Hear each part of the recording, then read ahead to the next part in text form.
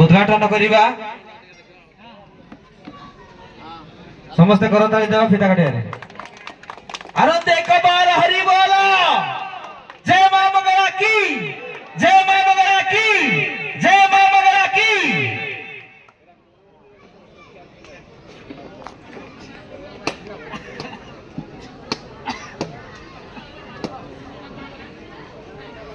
हमर उद्घाटन करिसथि विजय बाबू के हमर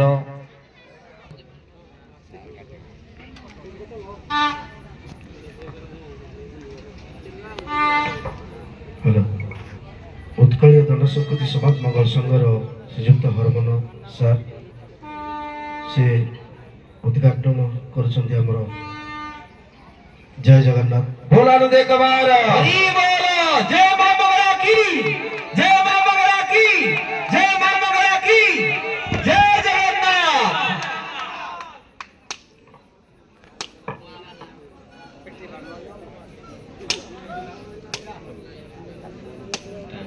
यही आम बाधदंड को जी बंचाई रखी से होती हरमन सार विगत हो जाइथिबा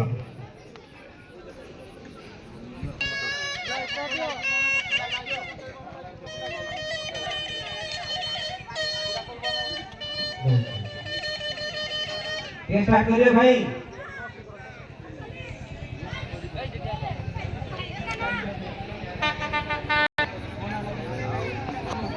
अनुरोध करबी गोकुला बाबू गोकुला को अनुरोध करबी से सार को पुष्पगुच्छ देवे एवं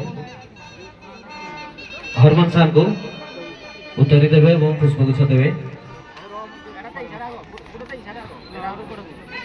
विजय सार को से पुष्पगुच्छ देवे एवं उत्तरी देवे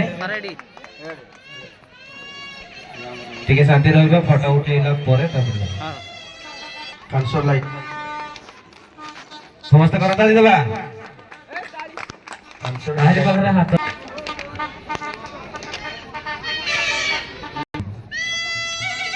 अशोक भाई की अनुरोध करबी अशोक भाई आसीबे आईडी आईडी आईडी आईडी अशोक भाई पुष्पगुच्छ देवे एवं उत्तर अशोक भाई एवं जय श्री राम जय श्री राम जय श्री राम ठीक है जोर से कहबे ना जय श्री राम लो ठीक मैं सार को डाकिछु एवं सार माने आसीछन्ते हमको बहुत बहुत खुशी लागुची तेणु करी सार को किछ अनुरोध करबी हरमन सार को अनुरोध करबी किछि आम अनुष्ठान एवं पिला मानक विषय किछि कहले ग्रामवासी को आशीर्वाद टी करेबी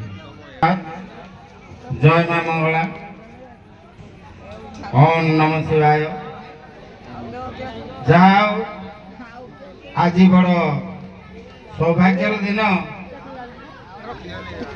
आओ मु तथा आम उत्कलीय दंड संस्कृति समाज मंगल संघ तरफ जो मैंने आज उपस्थित अच्छा विचारक परिचालक एवं कलाकार वृंद से तरफ मु बड़ महिला ग्रामवासी मान अशेष कृतज्ञता सहित धन्यवाद अर्पण करुँच कहीं से आज आमर प्राचीन कला संस्कृति दंड संस्कृति यही दंड संस्कृति आज तार मूल्य एवं मान्यता बुझी पार्टी ये हूँ आमर लोकनृत्य लोककला ये प्राचीन कला संस्कृति बंचाई रखुं आपण मैंने जदि भली माने सांस्कृतिक कार्यक्रम जदि गाँव में अनुष्ठित न करती ताले आम ये कलाकार माने बंचे किभली एवं ये कला संस्कृति बचब किभली तेणु से आम संघ तरफ आम ग्रामवासी को अशेष धन्यवाद रोचे आ गोटे कथा जेमिति से छोट सर्पर विश्व टाण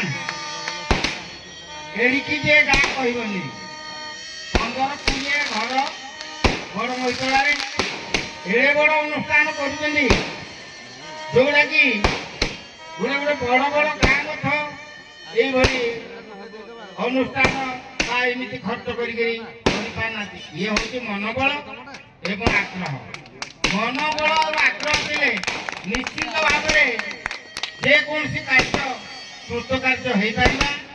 ତେଣୁ ମୁଁ ପ୍ରଥମେ ଗ୍ରାମବାସୀ ମା ମାଉସୀ ମାନଙ୍କୁ ଏବଂ ସାନ ମହିଳାର ଆମର ଭାଇ ବନ୍ଧୁମାନେ ଏବଂ ଆମର ସଭାପତି ସମ୍ପାଦକ ସମସ୍ତେ ଉପସ୍ଥିତ ଅଛନ୍ତି, ସେମାନଙ୍କୁ ମୋର ଧନ୍ୟବାଦ ଏବଂ କୃତଜ୍ଞତା ଜ୍ଞାପନ କରୁଛି। ବର୍ତ୍ତମାନ ମୁଁ କଳା ବିଷୟରେ କିଛି କହିବି, ଏ ସଂସ୍କୃତି ବିଷୟରେ କିଛି କହିବି। ଆମର ଦୁଇଟି ଦଳ ଆଜି এই ପ୍ରତିଯୋଗିତାରେ ଅଂଶଗ୍ରହଣ କରୁଛନ୍ତି। ନିଶ୍ଚିନ୍ତ ଭାବରେ ଦୁଇଟି ଦଳ ଯୋଦ୍ଧା ଅଟନ୍ତି ଏବଂ ଯୁଦ୍ଧ ଭଲ ଭାବରେ କରିବେ। ଯେଉଁମାନେ ନିଶ୍ଚିତ ଆପଣମାନେ ଖୁସି ହେବେ, ତାଙ୍କର ନୃତ୍ୟ ପରିବେଷଣ ଚିତ୍ତାକର୍ଷକ ହେବ ଏବଂ ଉଭୟ ପାଖରେ କଳାକାର ମଧ୍ୟ ଭଲ କଳାକାର ଅଛନ୍ତି। ଯେ ମୁଁ ସଭାପତି ହିସାବରେ ନିଜ ପିଲାକୁ ଗର୍ବ କରି କହୁନି, ଆପଣ ନିଜେ ଦେଖିଲେ ସମସ୍ତେ ଅଙ୍ଗେ ଲିଭେଇ ପାରିବେ ଯେ କେମିତି ପିଲା ଅଛନ୍ତି ଏବଂ କେଉଁ ପ୍ରକାର ନୃତ୍ୟ ପରିବେଷଣ କରିପାରୁଛନ୍ତି। ତେଣୁ ପ୍ରଥମରୁ ଉଭୟ ପାଖର କଳାକାରମାନଙ୍କୁ ମୁଁ କହୁଛି, ପରିମାର୍ଜିତ ଭାଷା ପ୍ରଥମରୁ ଶେଷ ପର୍ଯ୍ୟନ୍ତ ବ୍ୟବହାର କରିବ। ଅଶ୍ଳୀଳ ଭାଷା ଆଦୌ ବ୍ୟବହାର କରିବ ନାହିଁ। ବିଚାରକ ଦୁଇ ଜଣ ଆମର ଏଠି ବସିଛନ୍ତି, ସେମାନଙ୍କୁ ମୁଁ କହୁଛି, ସେମାନେ ଯଦି କେହି ଅଶ୍ଳୀଳ ଭାଷା ପ୍ରୟୋଗ କରିବେ ସେ ପେଣ୍ଡାଲରେ ବସେଇ ଦେଇପାରିବେ। ଜଜ୍ ମାନଙ୍କର କ୍ଷମତା ଅଛି, ପେଣ୍ଡାଲରେ ସେ ବସେଇ ଦେବେ କିମ୍ବା ପେଣ୍ଡାଲରୁ ବାହାର କରିଦେଇପାରିବେ ମଧ୍ୟ। କାରଣ ଏଠି ସମସ୍ତେ ମା ମାଉସୀ ମାନେ ବସିଛନ୍ତି, ବାପ ପୁଅ ଏକା ସାଙ୍ଗେ ବସିଛନ୍ତି, ମା ଝିଅ ଏକା ସହିତ ବସିକି ନାଚ ଦେଖୁଛନ୍ତି। ତେଣୁ ଆମେ ପରିମାର୍ଜିତ ଭାଷା ଯଦି ବ୍ୟବହାର କରିବା ତାହେଲେ ନିଶ୍ଚିନ୍ତ ଆମର ଏଇ ସଂସ୍କୃତି ବହୁତ ଦୂରକୁ ଆଗେଇ ଯିବ, ଯାହାଫଳରେ କି ଆମେ ନିଶ୍ଚିନ୍ତ ଭାବରେ ରାଜ୍ୟ ସ୍ତରରେ ପହଞ୍ଚି ପାରିବା। ଏହା ଆମର ସମସ୍ତଙ୍କୁ ଅନୁରୋଧ। ଏବଂ ରହିଲା ଗୋଟେ ଲାଇଟ୍ କଥା, ଲାଇଟ୍ ଆଉ ମୁଁ ବିଶେଷ କିଛି କହୁନାହିଁ। ଆମର ତ ବିଜୟ ବାବୁ ସେ ନିଶ୍ଚିତ କିଛି କହିବେ ଆମର ଏଇ କଳା ବିଷୟରେ, ଆଉ ଏ କଳାକୁ ଉତ୍ସାହିତ କରିବେ। ଯେହେତୁ ସିଏ ଆସିକି ଆସିଛନ୍ତି, ମୁଁ ତାଙ୍କୁ ବି ଆମ କଳା ସଂସ୍କୃତି କେମିତି ସାହାଯ୍ୟ କରିବେ। ଇଏ ହେଉଛି ଆମର ଜିଲ୍ଲାର ଆମର ପ୍ରାଚୀନ କଳା ସଂସ୍କୃତି, ଆମ ଜିଲ୍ଲାର ହେଉଛି ଶ୍ରେଷ୍ଠ ଦଣ୍ଡ ନୃତ୍ୟ। এই ସଂସ୍କୃତି ଭିତରେ ଦଣ୍ଡ ନୃତ୍ୟ ଶ୍ରେଷ୍ଠ।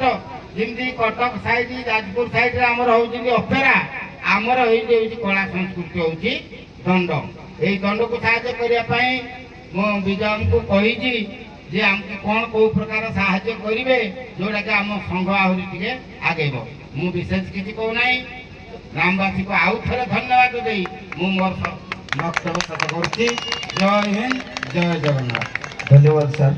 ମୁଁ ଅନୁରୋଧ କରିବି ବିଜେପି ପ୍ରତିନିଧି ଯିଏକି ଜାଣିଲା ଶୁଣିଲା ଭଳି ସେ କିଛି ଆମ ବକ୍ତବ୍ୟ ଦେବେ।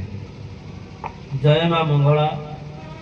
ମୁଁ ସର୍ବପ୍ରଥମେ ବଡ଼ମହିତଳା ଗ୍ରାମବାସୀ ତଥା ଗ୍ରାମର ମା ମଙ୍ଗଳା କମିଟିର ସମସ୍ତ ସଦସ୍ୟା ଭାଇ ଭଉଣୀମାନଙ୍କୁ ସାଧୁବାଦ ଅର୍ପଣ କରିବି ଏବଂ ସମସ୍ତଙ୍କ ପାଖରେ କୃତଜ୍ଞତା ଜ୍ଞାପନ କରୁଛି ଆମକୁ ଏଠି ଅତିଥି ଭାବରେ ଡାକିଥିବା କାରଣରୁ। ଆଜି ଦ୍ୱିତୀୟ ବର୍ଷ ମା ମଙ୍ଗଳା ମନ୍ଦିରର ବାର୍ଷିକ ଉତ୍ସବ। ଏ ଉତ୍ସବରେ ଉପସ୍ଥିତ ଏବଂ ଦୁଇଟି ଦଳ ମଧ୍ୟରେ ଦଣ୍ଡ ପ୍ରତିଯୋଗିତା ହେବା ପାଇଁ ଆପଣମାନେ ସ୍ଥିର କରିଛନ୍ତି ଏବଂ ଦୁଇ ପାର୍ଟି ମଧ୍ୟ ଆସି ପହଞ୍ଚି ସାରିଛନ୍ତି। ଗୋପୀନାଥପୁର ଏବଂ କାଣ୍ଡେଶ୍ୱରର ସାଂସ୍କୃତିକ କାର୍ଯ୍ୟକ୍ରମ ଆପଣମାନେ ଉପଭୋଗ କରିବେ।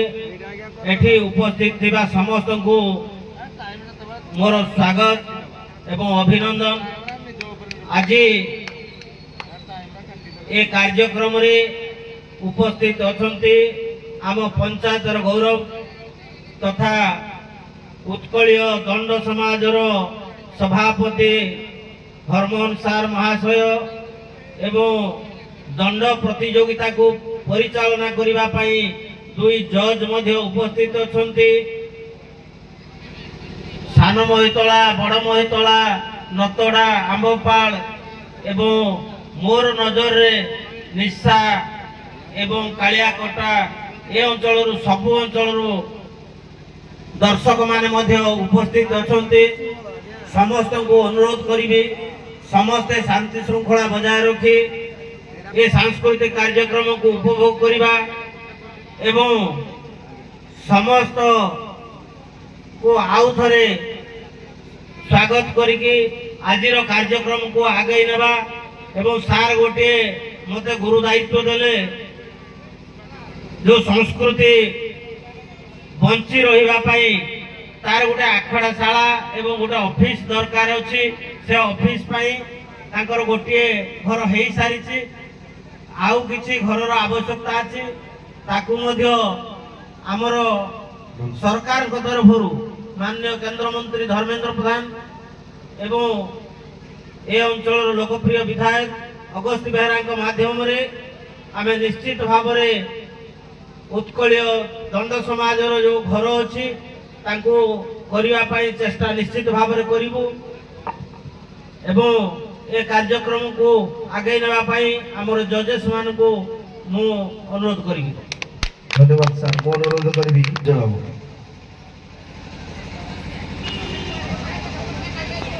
নমস্কার সম্মানীয় পূজ্যস্পদ উৎকলীয় দণ্ড সংস্কৃতি সমাজ মঙ্গল সংঘর সভাপতি মহাশয় এবং অতিথি মুখ্য অতিথি মহাশয় এবং অন্যান্য অতিথিগণ এবং উভয় দলর কলাকার বন্ধুবর্গ এবং দর্শক এবং দর্শিকা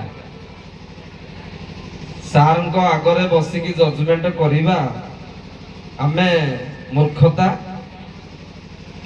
ଏଇ ଆସନରେ ମୋତେ ବସେଇଥିବାରୁ ମୁଁ ଧନ୍ୟବାଦ ଅର୍ପଣ କରୁଛି। ମୁଁ ଏତିକି କହି ମୋର ବକ୍ତବ୍ୟ ଶେଷ କରୁଛି। ଧନ୍ୟବାଦ ସାର୍।